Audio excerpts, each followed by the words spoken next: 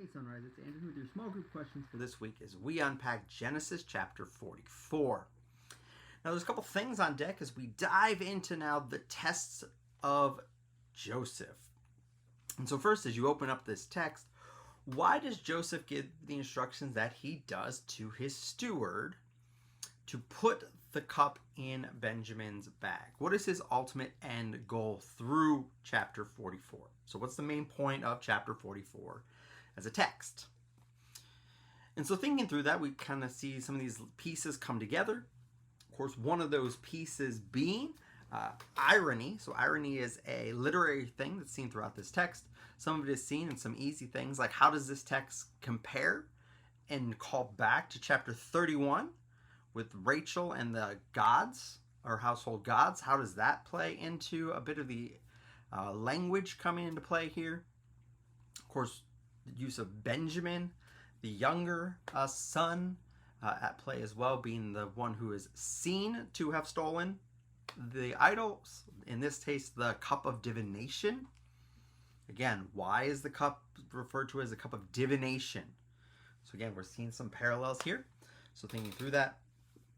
So again, moving forward into this, why do the brothers, what is important about the fact that the brothers reject the steward's option to just take back Benjamin and that they are free to go? What's important to the fact that they reject that offer and give their own in its place? What does that begin to show us about who they are? Into that, we continue to move forward. We get into this picture of Judah. And then Judah makes this long speech, the longest in the book of Genesis. Passionate plea for Judah, from Judah for Benjamin's life. And so when you read the text, what are some things that stand out in Judah's speech? What are some key words that are repeated over and over again? One that I'll highlight specifically for a secondary question is the use of the word father. Why does he highlight his father so much in this text? What is key to that plea for the protection of his father? Also within that is this impassioned plea. How then does this show a change in Judah from what we saw back in chapter 38? Who is the Judah that we now see before us? Why is that then important for us to have chapter 38? How does this help us get a fuller picture of the work of God in the lives of his people whom he has called?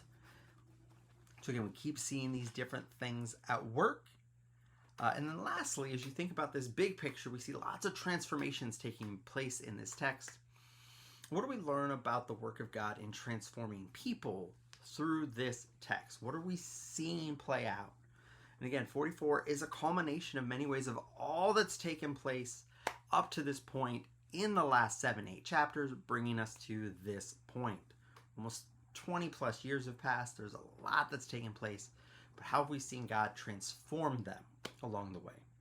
Hopefully you'll spend some time again in the text, chapter 44, hearing the sermon on Sunday. And again, of course, we spend time together in our small groups, unpacking some of these truths a little bit more closely.